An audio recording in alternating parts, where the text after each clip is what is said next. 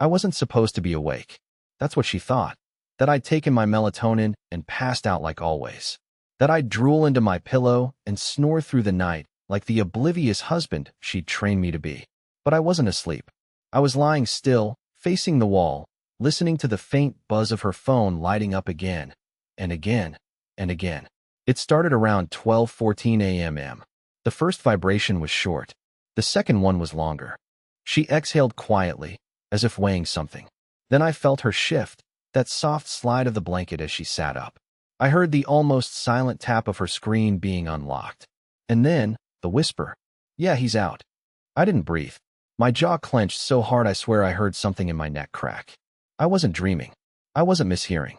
She had just confirmed, to someone else, that I was unconscious and out of the picture. She got up. No lights. No shoes. Just her in that thin gray tank top and pajama shorts she only wears when she's trying to appear casual but still look good. I listened to her footsteps fade down the hall. The front door didn't open. She was still inside. Bathroom? Kitchen? No. Garage. I sat up. That was the first moment I broke the unspoken rule, the one that said I'm supposed to stay in the dark, both literally and metaphorically. I slid out of bed without turning on a single light and crept down the hallway, heart pounding so hard I could hear it in my ears. She'd left the garage door ajar. Not wide open, just cracked. So careful, so practiced. Inside, she was sitting on the trunk of my car, phone in hand, grinning at the screen with her legs swinging. She typed fast, paused, tilted her head, retyped. I couldn't see the messages, but I could see the smile. And that was enough. That smile wasn't mine anymore. I could have barged in, could have demanded answers or screamed something pathetic like, "Who is he?" But I didn't. I just stood there like a statue, 10 feet away, invisible to her, which, I guess, I'd been for a while. Eventually, she sighed. That happy, dreamy kind of sigh. Then she typed one last thing and whispered it aloud with a laugh. "You have no idea how easy this has been." And then she went back inside, straight past me. Didn't notice the bedroom door was slightly more open than before. Didn't notice I wasn't breathing under the covers. She just curled up beside the husband she thought was asleep, the one she was slowly erasing in real time, and closed her eyes like she hadn't just detonated something. I laid beside her for the rest of the night with my eyes wide open. And in that silence, something inside me finally shattered in a way that couldn't be glued back. That was the beginning of the end. And the part that followed, she never saw coming. The next morning, she yawned like nothing happened. A big, exaggerated stretch and fake sleepy smile, like she hadn't tiptoed into the garage in the middle of the night to message whoever was keeping her warm in her head. She said, "You slept like a rock," while sipping the coffee I made out of habit, and I hated that I still made it. I watched her carefully, every little move, the way she brushed her hair to one side when she was trying to seem relaxed. She only did that when she was lying. I never noticed that before. But now I couldn't unsee it. She hummed while scrolling her phone at the kitchen table. I pretended to grab something from the cabinet just so I could see her screen. But it was already flipped face down, like it knew I was coming. I stood there too long. She glanced up and tilted her head with a smirk. "Everything okay?" she asked, and I swear the innocence in her voice was so manufactured it could have been trademarked. I nodded like an idiot and went upstairs, stomach twisted, heart pounding like I'd run a marathon in molasses. That whole day, I walked around in this fog. You know that gross, gritty feeling you get when your gut knows something your brain hasn't processed yet? I was a ghost in my own life. I opened work emails and didn't read them. I sat in a Zoom call and forgot to unmute myself when I was asked a direct question. I laughed too loud at things that weren't funny. I was unraveling, but I did it quietly, just like she hoped I would. Around 2 p.m., I opened the Notes app on my phone. I didn't know why. I just started typing things. Her routines. The weird changes. The nights she suddenly needed to get fresh air at 10:30. The new password on her laptop. The recurring appointments on her calendar that never had addresses. The second toothbrush in her car's glove box. The way she'd started showering at night again. Something she hadn't done in years. How she laughed at her phone and then turned serious when I walked in. It all poured out. A timeline of subtle betrayals. And when I read it back, it didn't feel paranoid. It felt damning. But I wasn't ready to confront her. Not yet. I needed proof. So I did something I swore I'd never do. I went into her laptop. She was at yoga, her new hobby, The one she suddenly had to go to 4 nights a week, always at 7:30, never home before 10. She said it was intense stretching. I figured she was stretching something. All right, just probably not on a mat. She never logged out of her email. Rookie mistake. Or maybe just arrogance. There it was. A thread labeled Design Consults, filled with love letters disguised as meeting notes. She called them L, which made me want to vomit. They talked about hotels, flights, wine, inside jokes I didn't understand, and phrases like our secret that made my teeth grind.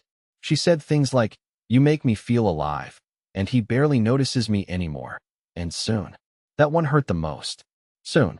Like they had a plan. Like my expiration date was already penciled in. I copied everything, forwarded it to myself, screenshotted the worst bits, and saved them to a flash drive. And then I just sat there, staring at the screensaver as it kicked in, rotating through pictures of us from years ago when her smile used to mean something. I didn't cry. I didn't scream. I just shut the laptop, placed it gently back on the table, and waited. Because I wasn't going to confront her in the kitchen or scream in the driveway like some bad reality show. I wasn't going to give her the satisfaction of watching me break. No, when I acted, it would be quiet, controlled. Because the truth? She thought she was being clever. She thought I was weak. But she didn't realize the man she betrayed was no longer asleep. 2 days later, I set the trap. I didn't want revenge. I wanted truth, and I needed her to choose it, thinking she was getting away with something. I started by planting an idea, subtle and dumb, something she believed came from me being clueless. I mentioned during dinner, fake casual, that my boss wanted me to fly out for a 3-day conference in Ohio. He says they're looking at me for a promotion. I mumbled through a mouthful of pasta I barely tasted. Kinda sudden, but he said I should leave Friday night. She paused for half a second. That tiny, almost invisible glitch in her smile. Then she nodded, way too quickly. "That's great, babe," she said, trying to sound supportive, but she was already somewhere else in her head. She even offered to drive me to the airport, like she needed a gold star for playing along. That night, she was unusually affectionate, touchy, giggly, even nostalgic. She pulled out an old photo album, asked me questions about our early dates. It was all rehearsed, like she thought it would erase the doubt I wasn't supposed to have. I let her think she'd won. Friday night came. I packed a small carry-on bag and kissed her goodbye at the terminal. And the moment she pulled away from the curb, I crossed the lot, called a rideshare, and went straight home. I didn't even go inside. I walked 2 houses down, where my friend Jude was waiting. I'd asked him earlier in the week if I could borrow his attic window. It overlooked my backyard and part of the master bedroom. He thought I was being dramatic. But when I showed him the emails, he just muttered, "Damn," and handed me a beer. At 9:42 p.m., the lights came on in our room. At 9:51, she appeared. Tight black dress, hair curled, heels clicking. She wasn't dressed for yoga. She looked excited, nervous, and she was texting, smiling. At 10:17, a car pulled up out front. I watched her run to the door like a teenager. I could barely make out his face, but it didn't matter. She pulled him inside like they were starving for each other. She didn't even hesitate. They didn't go to the couch. They went straight upstairs. I looked away. I'm not proud of that moment. Not proud of how long I stayed frozen in that window, knowing what was happening in my own home, in the bed I'd paid for, under the ceiling I repaired after last year's storm. I wanted to scream, wanted to barge in, wreck everything, drag her out into the street, but I didn't, because I wanted something else more. Proof. At 11:58, I left Jude's and drove to a cheap motel on the edge of town. I sat there with my laptop, phone, flash drive, and copies of every document I needed. The plan had already been in motion for days, accounts quietly separated, mail forwarded, keys duplicated and switched, a private investigator on standby to document everything. I wasn't just catching her. I was exiting. For good. The next morning, I went home. I walked in through the back door around 6:10 a.m. The house was silent. She was still asleep. His shoes were gone. She'd probably dropped him off herself. I walked up the stairs, and there she was, sprawled across our bed, wearing a robe I'd bought her for Christmas, phone resting on her chest. And the ring? Sitting on the nightstand. She hadn't even bothered to put it back on. I didn't wake her. I didn't touch her. I just took a picture, one photo, time-stamped, proof. Then I turned and walked out, not even bothering to close the door gently. She had made her choice. Now it was my turn. She didn't call me that morning. Not even a text. I waited just to see if guilt would win out over pride, but no. I watched from my phone as she checked her banking app around 8:34 a.m. I had set up alerts. She opened the app 3 times. I know because each time she tried, it pinged me. I'd already moved the money days ago. Everything that was mine legally, everything that mattered. She still had her half, but the joint account was now empty, and the credit cards with my name on them? Canceled. Cut off. I could picture her face as it loaded and showed $0. 00, probably thinking it was a glitch at first, blinking like maybe the numbers would rearrange if she stared long enough. I wasn't trying to ruin her. I just wanted her to feel what I'd felt. Powerless. Invisible. Lied to. By noon, the texts started. At first, they were harmless. Hey, did your flight get in okay? And call me when you can. But by 1:17, the tone shifted. Why isn't our account working? Did you do something to the card? And then finally, where are you? I didn't reply. I was in a new apartment by then, signed the lease 2 days earlier. A small place, nothing fancy, just quiet and clean, and mine. The landlord had handed me the keys without asking questions.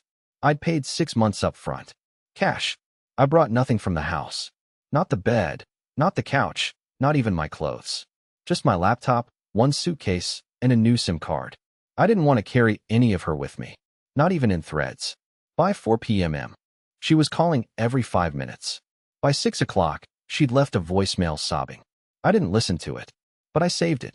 I figured I'd need it later. I thought maybe she'd show up at my work, but she didn't. I'd already arranged a leave of absence. 2 weeks, no contact. My boss didn't even ask why, just gave me a nod and said, "Do what you need to do, man." Turns out people know when a man's breaking, even if you never say it out loud. That night, I watched the doorbell camera footage from the house. At 9:43 p.m., she came home, alone, hair a mess, eyes puffy. She was pacing in circles on the porch, trying to unlock the door, but the code had changed. I disabled her copy of the app that controlled the locks. She was locked out of the house we used to call ours. She banged on the door once, then again, then louder. No one answered. She stared into the lens like she knew I was watching. And then she said it. "Please, just let me explain." I could have turned on the mic, could have said something, but I didn't. Because if she wanted to explain, she should have done it before she whispered to another man that I was asleep and easy to fool. The next day, she filed a missing persons report. Yeah, dead serious. I got a call from the local precinct. The officer was polite, almost awkward, asking if I was okay and whether I was in danger. I laughed so hard I had to sit down. I told him I was perfectly fine. Just done. He paused, then said, "You're not the first guy I've heard that from this month." I asked if I needed to do anything else. He said, "Nah, just keep being unmissing." And that was it. She tried every angle after that. Guilt, anger, threats, tears. She texted my mother, called my brother, claimed she was having a breakdown, claimed she'd been lost and confused. She even tried to blame it on me, told my best friend that I'd been emotionally distant for years and probably cheating too. But no one believed her. Because the silence I left behind, it spoke louder than any of her noise. The worst part for her wasn't losing me. It was losing the audience. The way she spiraled without someone to perform for, it was almost pathetic. Almost. She tried spinning her version of the story to everyone we knew, but something in her delivery must have cracked, because people didn't buy it. Even her sister called me. "She won't stop crying," she said. "But something feels off." What happened? I didn't explain. I just said, "She knows," and hung up. She tried texting that guy, the one from the garage. I saw it, because I'd already cloned her backup cloud login. She messaged him 3 times. First, "Can we talk?" Then, "I think he knows." Finally, "Please don't ghost me now." He never responded. Not once. And just like that, the great escape plan she had in her head, gone. He didn't want her drama. He wanted the version of her that had no consequences. When real life came crashing in, he disappeared faster than I ever did. She didn't take it well. The texts she sent me over the next 3 days were completely unhinged. "I'm sorry. I panicked. I thought we were over. Then it shifted. You're a coward. You abandoned everything." And then, like she was trying to reset the entire reality we were living in, she sent, "Let's just talk. No pressure." I didn't reply. Not once. I wanted to. God, did I want to. I wanted to rip into her, ask her how many nights she snuck around while I slept like an idiot beside her. I wanted to scream that I knew, about the garage, about the emails, about the way she'd already started rehearsing how she'd frame me as checked out when people asked why she left. But I didn't, because silence was the only thing she couldn't manipulate. She came to my new place once. I guess someone slipped up and told her where I'd gone. I heard the knock just before 9 p.m. I knew it was her. I watched through the peephole as she stood there, makeup smudged, hoodie zipped to her chin, hands stuffed in her pockets like she was the victim of some story no one wanted to hear anymore. She stood there for 7 full minutes. Didn't knock again. Didn't say a word. Just waited. And when she finally turned to leave, she said something so quiet I barely caught it through the door. I don't know who I am without you. I don't think she meant for me to hear it. But I did. And for the first time, I realized that wasn't a line. She meant it. Because here's the truth. She was always good at pretending. Good at shaping herself into whatever reflection people wanted to see. But when I vanished, the mirror shattered. And all she had left was the raw, unfiltered version of herself. The one no one applauded. The one no one followed home. And that version? She had no idea how to live with her. It was subtle at first. Just a few shifts in how she told the story to mutual friends. The kind of changes that seem innocent until you start lining them up. I only knew because one of her old coworkers messaged me. Hey man, just checking on you. I didn't realize you were dealing with anxiety stuff. I stared at the message for a full minute before responding. What? He said she told them I'd been having episodes. That I'd left because I needed space to heal. Like this was some health retreat and not the fallout of her infidelity. I asked if she'd said anything else. He paused, then said, only that you'd been struggling emotionally. That it wasn't your fault. That phrase, not your fault, lit something in me. It was one of her favorite tactics. Apologizing while planting a seed of doubt in the listener's mind. Making herself sound compassionate while subtly suggesting I'd broken long before she ever did. I didn't respond to him after that. I just closed the app and stared at the wall for a while, because deep down I knew what was coming. She wasn't done trying to save face. Not even close. Over the next week, she started reaching out to people I hadn't talked to in years. Old friends from college, even a few of my cousins. Always the same angle, concern. Have you heard from him? I'm worried. He's been acting so distant. Some of them bought it. Others forwarded me the messages, confused, asking if everything was okay. I didn't blame them. She was convincing. She always had been. But now it wasn't just about salvaging her image. She was trying to rewrite the timeline. If she could get ahead of the narrative, she could make herself the abandoned wife instead of the one who torched her own house. I realized I had to act. I didn't want revenge. I wanted the truth to exist somewhere permanent. So I gathered everything. Screenshots, emails, doorbell footage, copies of the chat logs she thought she deleted. I compiled it all into a single file and sent it to one person, her sister. The one person who'd always defended her, but also had a deep intolerance for lies. I wrote one line in the email. Before you choose sides, I want you to see what I've been quiet about. She didn't reply. Not that day. Not the next. Then, late one evening, I got a single text. I didn't know. I'm sorry. I'll handle it. And she did. Within 24 hours, the damage control stopped. The vague posts disappeared. The flying monkeys went silent. Even my cousin, the one who bought into her performance the hardest, sent me a sheepish message that just said, "Guess I had it wrong." She tried calling again after that. 6 times in a row. Left 2 voicemails. I didn't listen, but I read the transcript. She said she was embarrassed. That she never wanted to hurt anyone. That she made mistakes. That we could start over, if only to talk. She said things like, "I miss your silence." Like that was something romantic and not the last thing I gave her when I walked out the door. But what really got me? She ended the last message with, "You were the only person who ever saw all of me. Even the parts one tried to hide. And I hate that I lost that." That part almost got me. Almost. But the thing is, when someone gambles with your heart and then cries about the loss, they're not mourning you. They're mourning the version of themselves they had when you were still there. And I wasn't going back just to help her feel whole again. Not this time. I was folding laundry when I got the message that almost made me fold with it. It was a picture. A sonogram. No words. No context. Just that grainy black and white image. The one that means everything and nothing depending on who sends it. At first, I didn't react. My eyes just hovered over it, like my brain didn't want to do the math. Then another message came through. I thought you deserved to know. It hit me like a punch to the gut. She was pregnant. At least, that's what she was claiming. Everything in my chest locked up. I sat down hard on the bed, the unfolded laundry sliding to the floor like it didn't matter anymore. My mind raced through timelines, every horrible possibility pressing against the edges of my sanity. Was it mine? Was it his? Was it real at all? I didn't respond. I couldn't. I needed time to think, to breathe, to not fall into the trap I could feel forming around me. 2 hours later, she followed up. I didn't plan this. I didn't want it to happen this way. Still no mention of whose it was. Still no apology. Just a quiet nudge back into the chaos I'd fought like hell to escape. I forwarded the image to a friend of mine who works in a clinic. Asked him if it looked legit. He told me yes, it was real, but added, it's impossible to say when it was taken or who it's for. Women recycle these all the time to manipulate guys. Sorry, man. Just being honest. It made me sick to think she might stoop that low. But deep down, I believed she would. I went quiet. Didn't answer. Just sat in that motel chair, staring at the phone like it was a bomb about to go off. I couldn't sleep that night. Couldn't eat.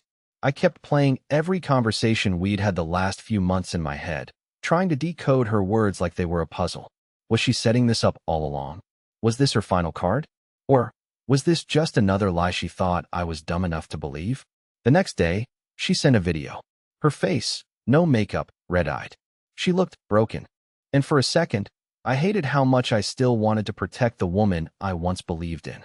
She held up the sonogram. Said she wasn't asking for anything. That she just wanted me to know. Then she said it. The line she knew would hit hardest. You were the only man I would have wanted to raise a child with. That should have meant something. That should have cracked me. But instead, I realized something terrifying. She wasn't reaching out because she wanted to rebuild.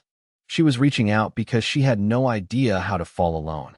She had lied, betrayed, manipulated, rewrote our history, and now, when no one else stuck around, she was holding up the one thing she knew could bring me back into orbit. The idea of a child. Maybe real. Maybe not. I didn't answer. Not that day. Not the next.